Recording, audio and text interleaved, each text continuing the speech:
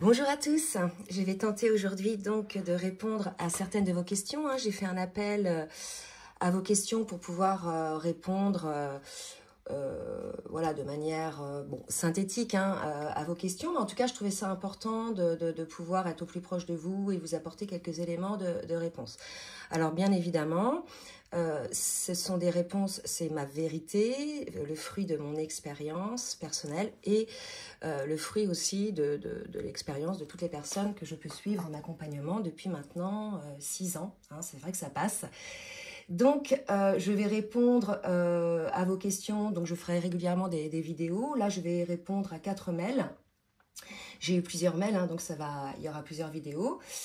Je ne répondrai pas à des questions d'ordre général du style qu'est-ce que c'est qu'un lien de flamme jumelle, quelle est la différence entre un lien de flamme jumelle, un lien d'âme sœur, d'âme jumelle. Il y a suffisamment d'éléments de réponse sur YouTube ou sur internet pour ça. Là, je veux vraiment aller au cœur du parcours et vous expliquer un petit peu ce que j'ai pu observer dans ce parcours. Donc, on va commencer par la première question. Est-ce que, donc là c'est une personne qui est plutôt en milieu fin de parcours et qui demande, est-ce que je peux considérer que ma flamme jumelle a pris conscience de ce que nous représentons l'un pour l'autre? Là, si vous voulez, je vais répondre de manière générale par rapport à ça. Est-ce que le masculin, alors ça peut être une femme bien évidemment, en fait la personne dont l'âme est non éveillée au lien en premier, est-ce qu'il prend conscience de ce que l'on représente l'un pour l'autre? Oui.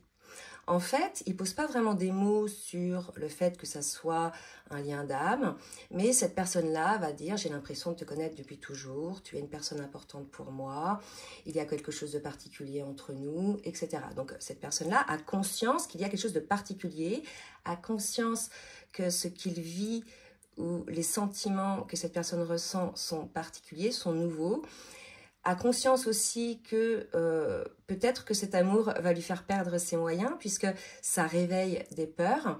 Donc voilà, l'idée là, puisque j'ai eu d'autres questions dans ce sens, c'est de laisser le temps à votre autre de prendre conscience de cela. Cette personne-là prendra conscience de ça en fait pendant les périodes de séparation, lorsque cette personne s'en rendra compte que vous êtes toujours présent, présente dans son esprit, dans son âme, dans son cœur, qu'il vous ressent toujours énergétiquement. À un moment donné, cette personne-là va réaliser qu'effectivement, il y a quelque chose de particulier et que c'est un lien d'âme. Mais c'est pas pour autant que cette personne va accueillir ce lien d'âme et vouloir le vivre dans la matière, puisque bien évidemment, au départ, en début de parcours, et même après, jusqu'à la fin de parcours pour la féminine, la deuxième séparation, cette personne-là se maintient dans une forme de déni, c'est une forme de protection, puisque cet amour est très vibrant, il y a encore les peurs qui ne sont non guéries, non même conscientisées pour certaines personnes. Donc, l'âme non éveillée au lien en premier préfère fuir, entre guillemets. Donc, c'est pas toujours une fuite physique. Cette personne-là peut être là physiquement, mais c'est une coquille vide. C'est-à-dire que la personne, vous avez l'image, elle croise les bras. C'est-à-dire qu'il n'y a aucune émotion qui transparaît, aucun sentiment, beaucoup de fermeture, beaucoup de limites. Voilà, c'est une personne fermée, d'accord? Tout simplement parce qu'elle a peur de s'ouvrir, parce qu'elle a peur de souffrir, d'accord? Donc là, l'idée, puis-je faire confiance à mon autre par rapport à ça? Oui, votre autre n'est pas bête, il est presque, même si ce n'est autant ou plus intuitif que vous, vous êtes des hauts potentiels, il y en a un qui est au potentiel intellectuel et l'autre au potentiel émotionnel. Donc bien évidemment, l'autre qui est plutôt cartésien va avoir ce haut potentiel intellectuel, donc il comprend très bien ce qui se passe. C'est juste que cette personne-là ne veut pas, pour l'instant, du moins, sortir de sa zone de confort. D'accord? Voilà, grosso modo. Si j'ai d'autres questions sur ce sujet, peut-être que j'amènerai des éléments complémentaires parce que bien évidemment j'ai certainement oublié des choses, donc je vous invite aussi à laisser dans vos commentaires le fruit de vos conscientisations, de vos compréhensions, toujours de manière bienveillante, le but étant de vous aider les uns les autres en fait, d'accord? Donc je vais passer à la deuxième question. Alors là j'ai une question d'une personne dont l'autre est très éveillée spirituellement, à la limite d'être dans l'ego spirituel, visiblement. Cette féminine, donc la féminine de ce masculin, a l'impression de ne pas être à sa place. parce qu'elle-même, hein, elle est éveillée.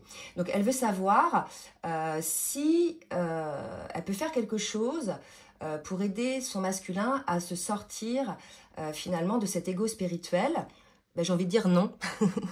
Il n'y a rien à faire en fait, ça serait du contrôle que de vouloir faire quoi que ce soit. La seule chose que vous puissiez faire, c'est par votre exemple, par votre manière d'être, votre manière d'agir, vous allez effectivement peut-être l'aider à avoir une autre manière de faire. Mais là, si vous voulez, on n'aide pas les gens à s'en sortir en fait. Hein.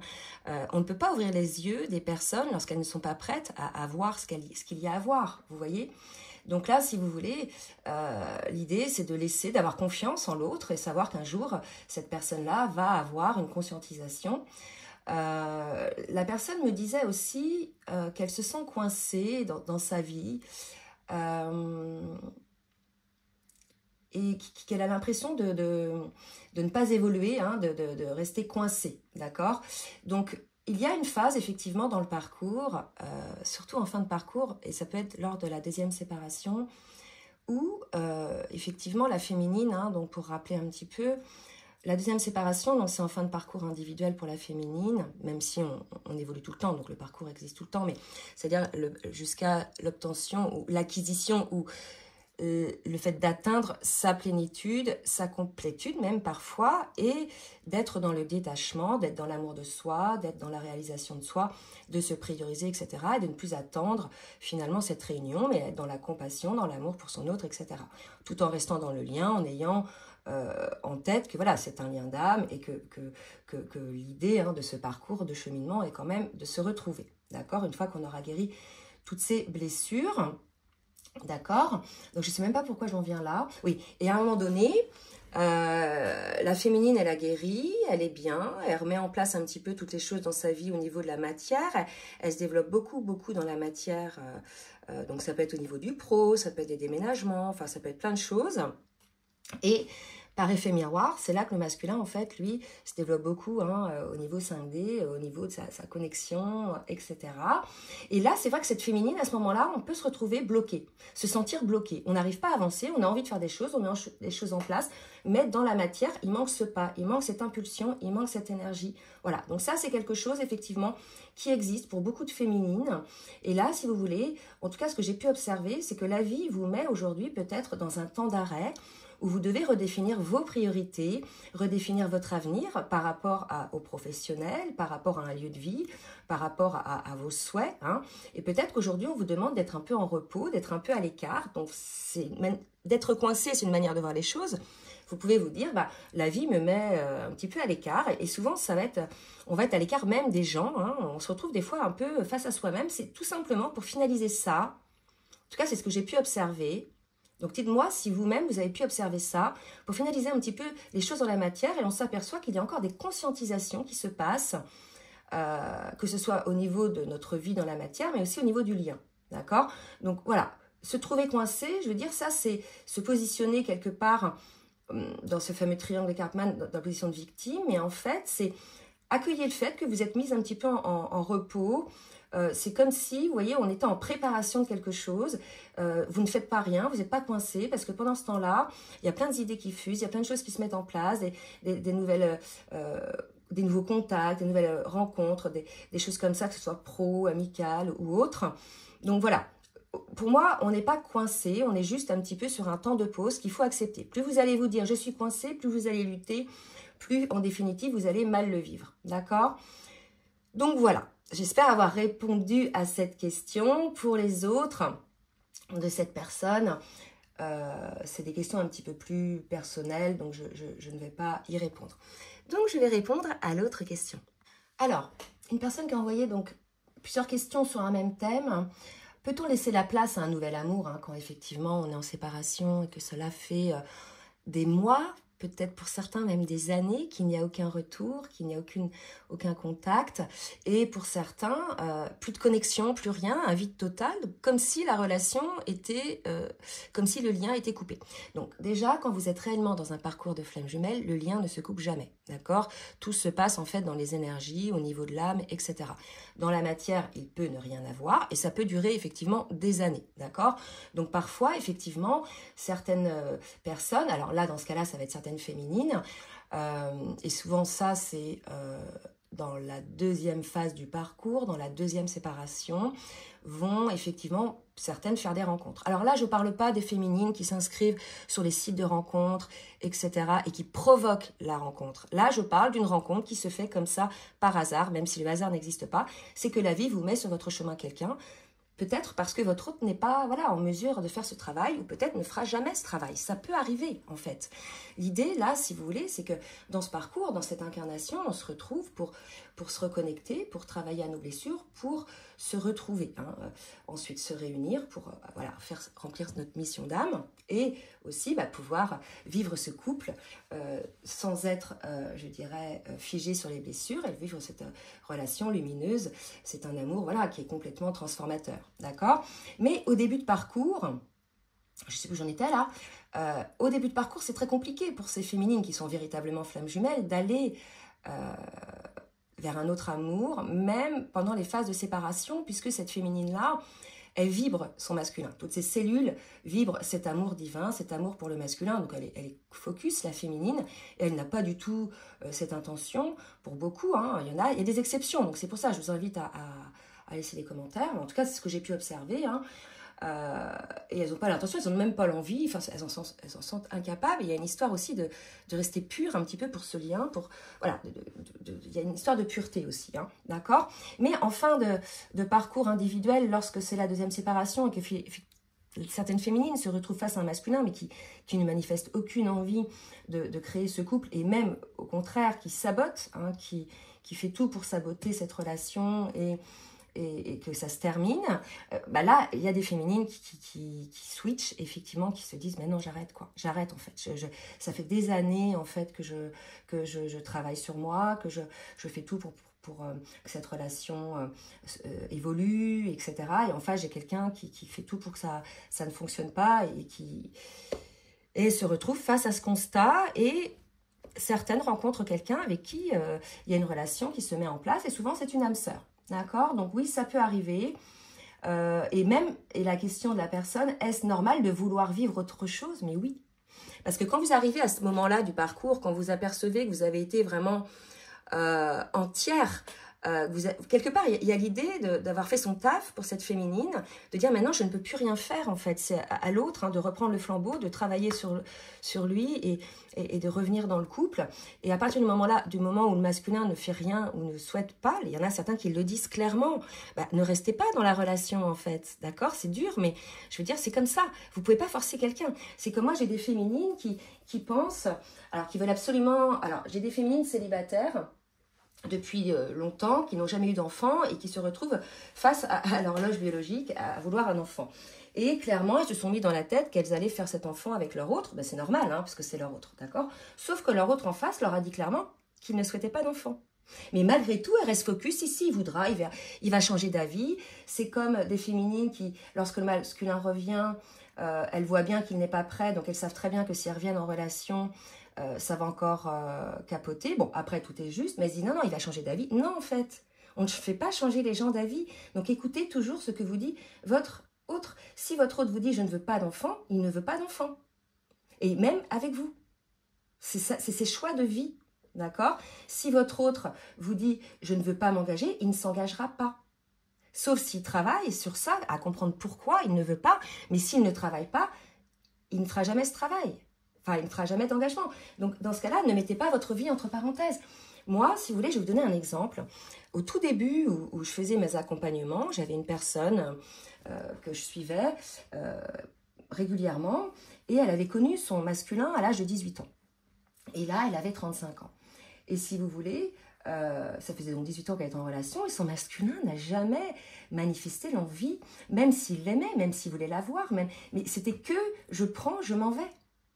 Et à un moment donné, elle a cru jusqu'au bout qu'il allait évoluer. Et non. Et un jour, elle m'a dit, surtout Laura, dis aux gens, parce qu'elle, elle voulait un enfant, de ne pas attendre en fait le masculin. Quand on a un désir personnel, le masculin, il a son désir personnel, lui, il se le respecte, il ne veut pas d'enfant, mais quand on a un désir personnel, si une féminine a envie d'un enfant et que l'autre ne veut pas, ben peut-être que la vie vous dit, peut-être que ce n'est pas la personne avec qui vous devez faire votre vie.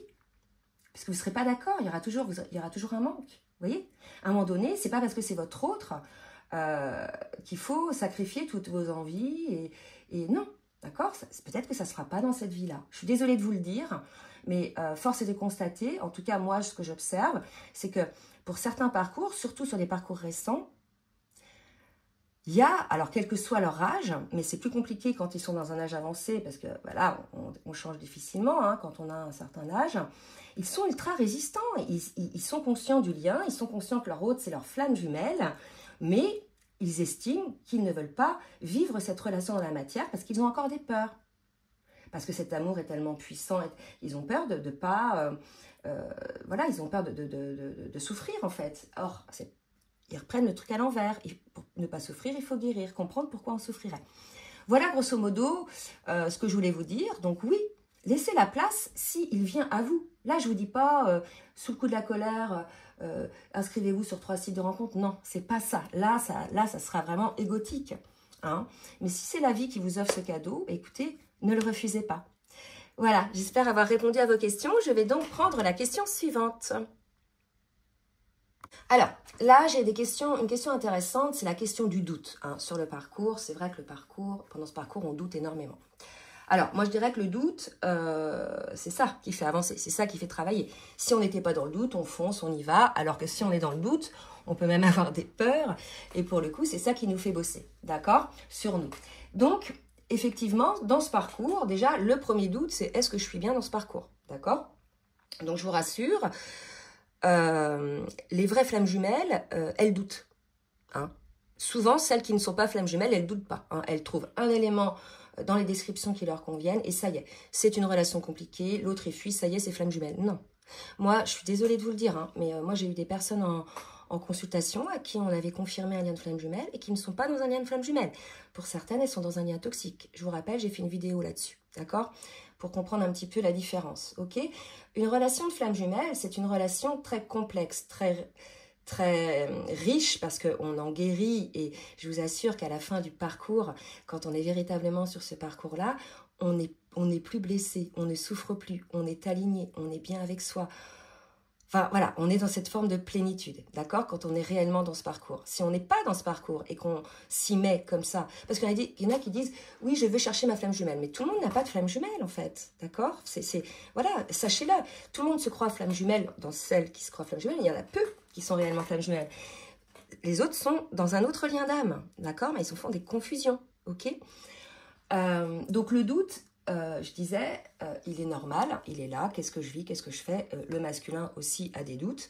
Après, le doute sur la personne, puisque bien souvent la personne, notre autre, ne correspond pas du tout à nos critères de base de personnes qui seraient supposées nous plaire. Ce n'est pas une relation où il y a un coup de foudre, c'est une relation où il y a un coup énergétique. Voilà, c'est paf, c'est l'âme, c'est le coup de foudre de l'âme, d'accord? Donc, c'est incontrôlable. Même si la personne physiquement ne correspond pas à ce que vous aimez, cette personne, voilà, elle vous attire. Il y a une attraction de dingue, d'accord? C'est quelque chose de très puissant, ok?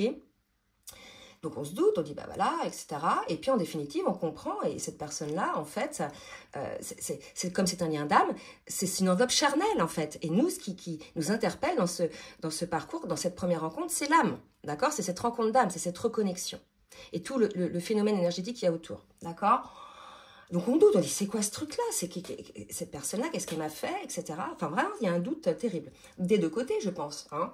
Et après, on est happé tellement par cette attraction, etc. Là du coup ça fait peur aussi, est-ce que je vais pas y laisser des plumes, qu'est-ce qui se passe, est-ce que c'est partagé, etc. Bref, après tous les doutes qu'il peut y avoir dans une relation lambda.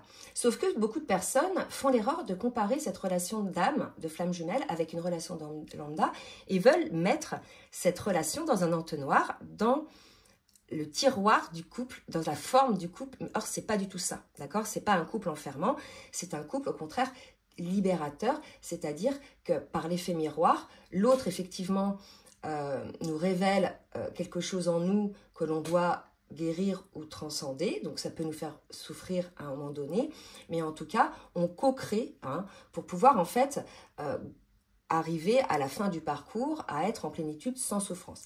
J'aime bien dire qu'en fait, souvent cette relation, elle commence par un divorce et elle finit par une union. Parce que, vous voyez, au début, on vit tous les dysfonctionnements, toutes les clashs, toutes ces souffrances, parce qu'il y a des blessures. Et une fois qu'on est délesté toutes ces blessures, on peut vivre enfin cette relation.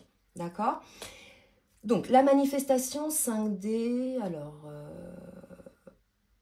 je n'ai jamais eu de manifestation 5D.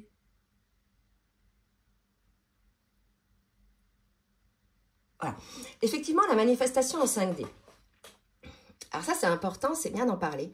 Franchement, il y a des personnes, alors ça dépend aussi du parcours. Il y a des moments dans le parcours, on est bombardé en 5D, en rêve, en synchronicité, en télépathie, on sent l'odeur de notre autre, enfin c'est truc de fou, c'est hallucinant. Et puis à un moment donné dans le parcours, plus rien, pof, le vide total, on sent plus notre autre, il n'y a plus de rêve, il n'y a plus rien.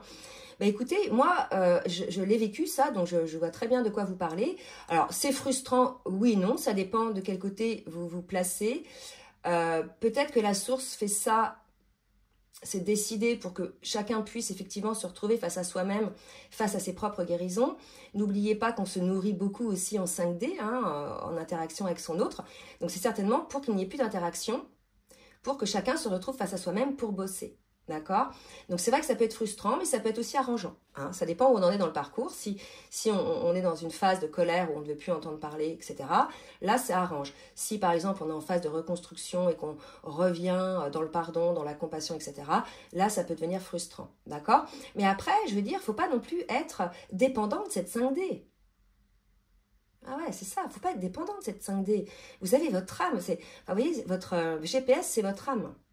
Votre GPS, c'est votre corps. Quelle émotion il vous fait vivre?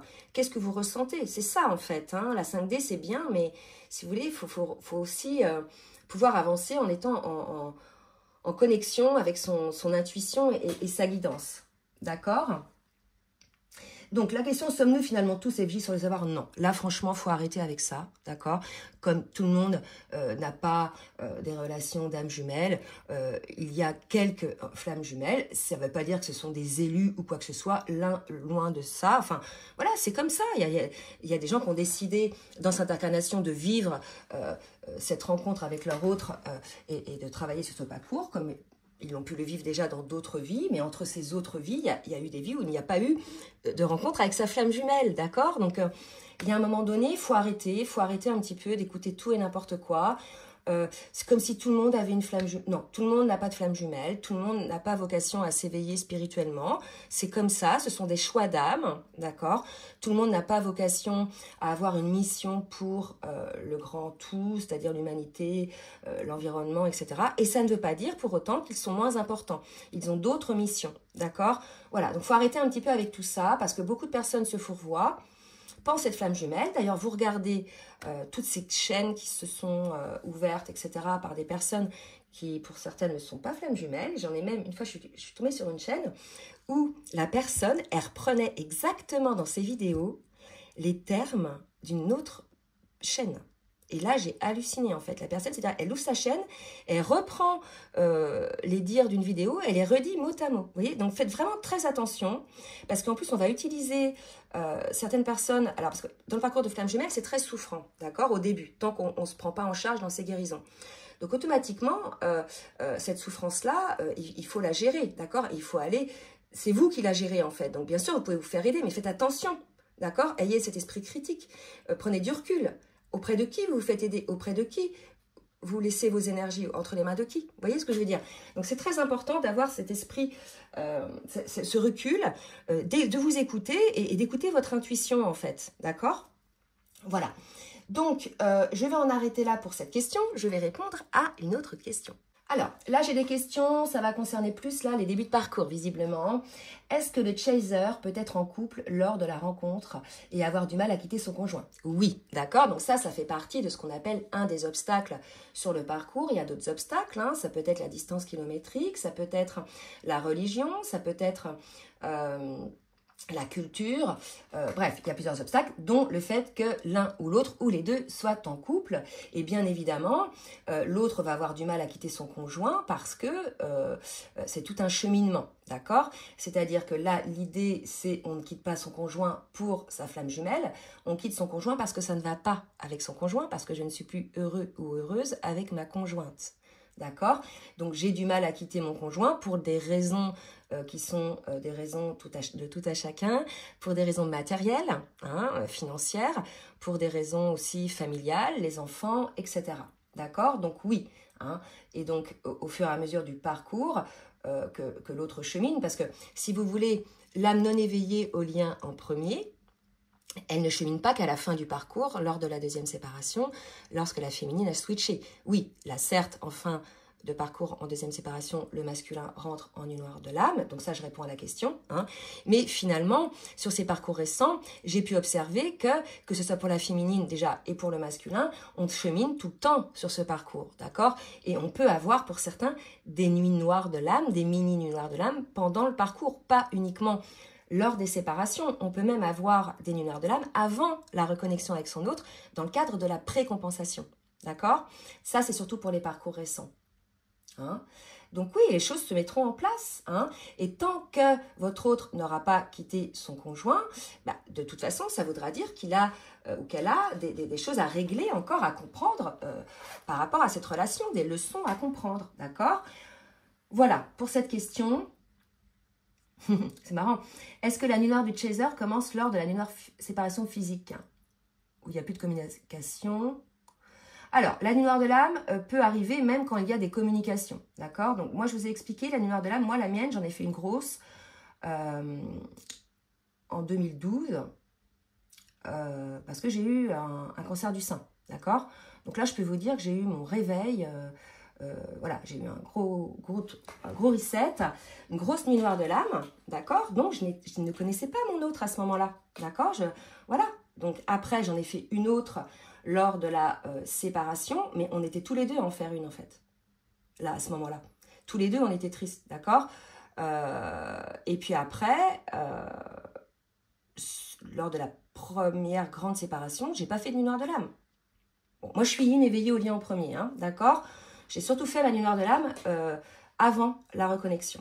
Après, j'ai eu quelques moments, j'ai envie de dire genou à terre. Hein, c'est-à-dire que paf, vous voyez, physiquement, genou à terre, là, je prends une charge.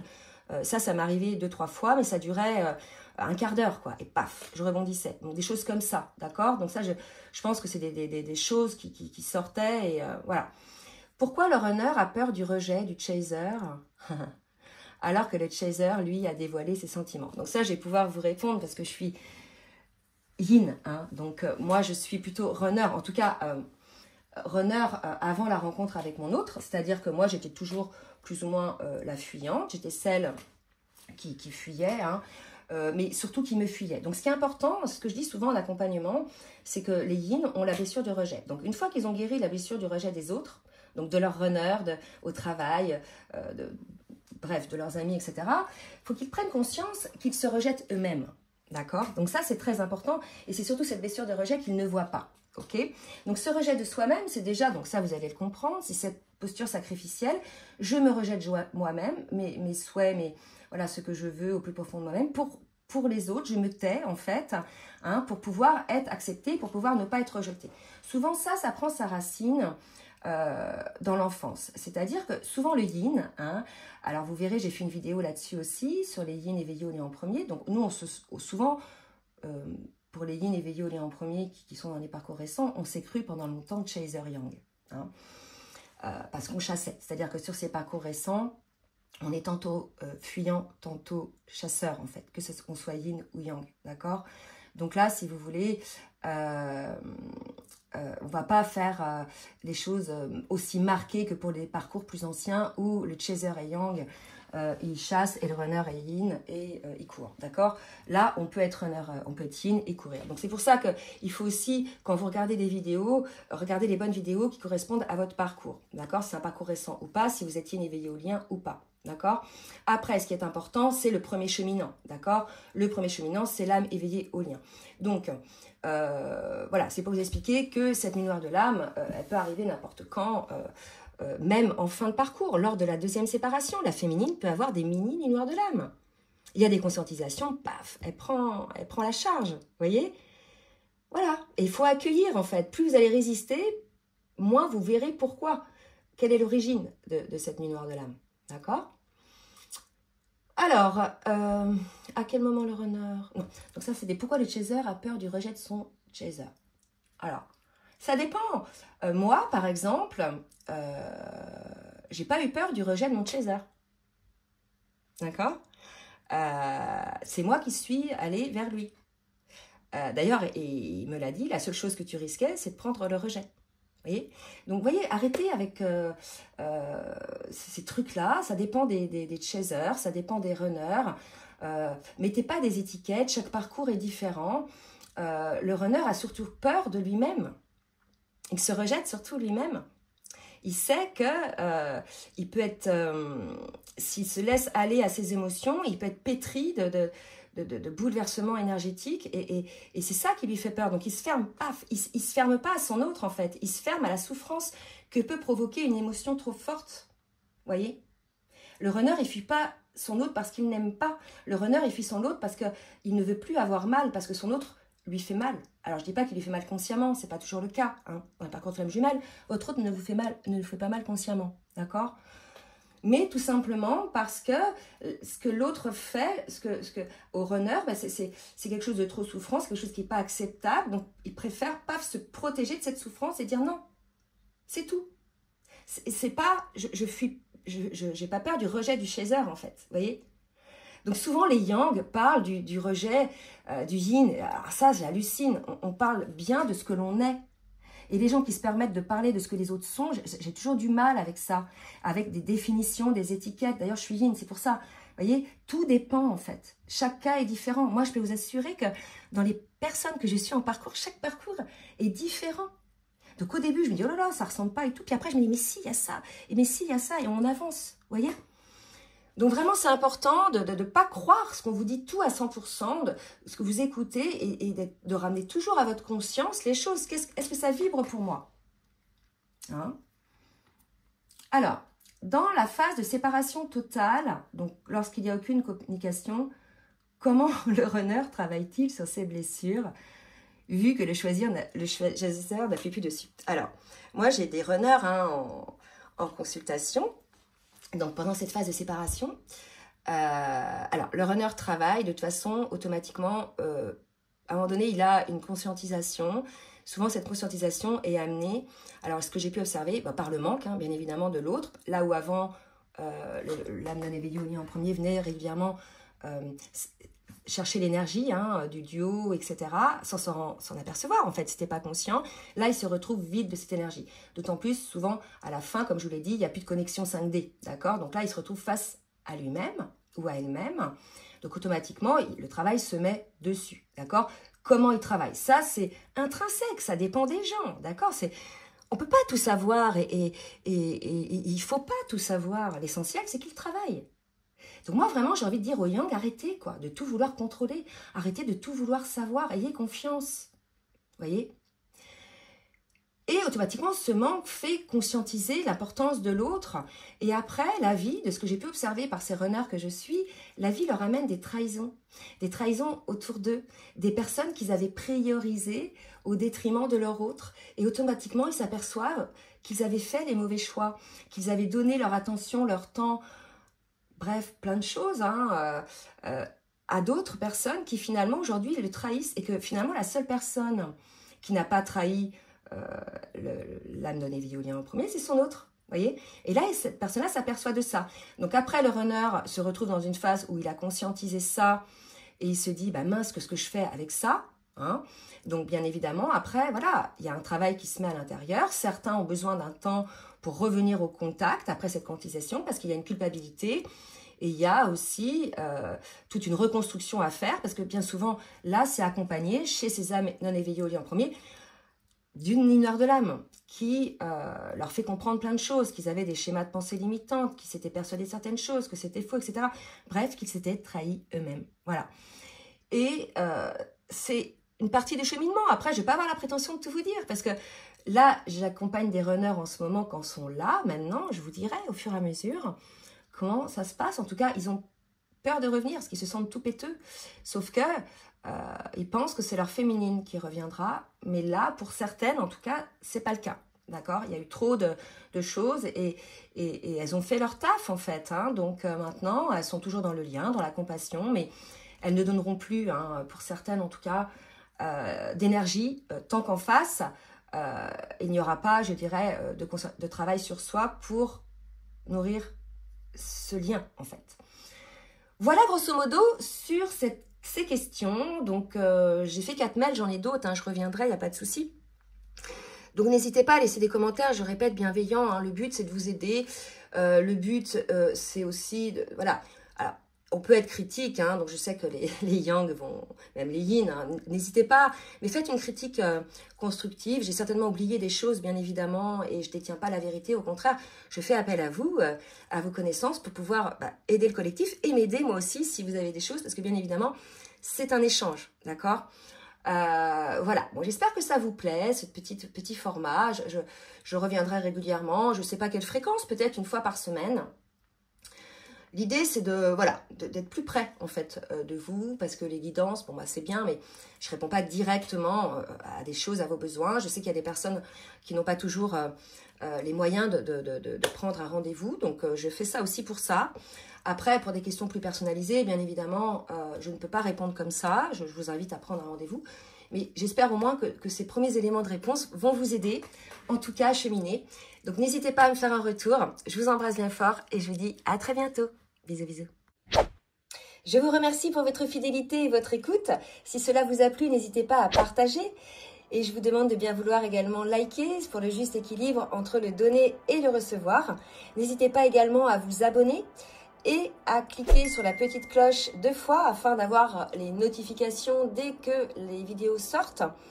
Je propose également des rendez-vous, des guidances personnalisées ou bien des accompagnements sur votre parcours d'éveil ou votre parcours de lien d'âme. Vous avez dans la barre de description sous la vidéo donc mon adresse mail pour prendre tout rendez-vous. Je vous souhaite une très belle journée et je vous dis à très bientôt. Bisous, bisous.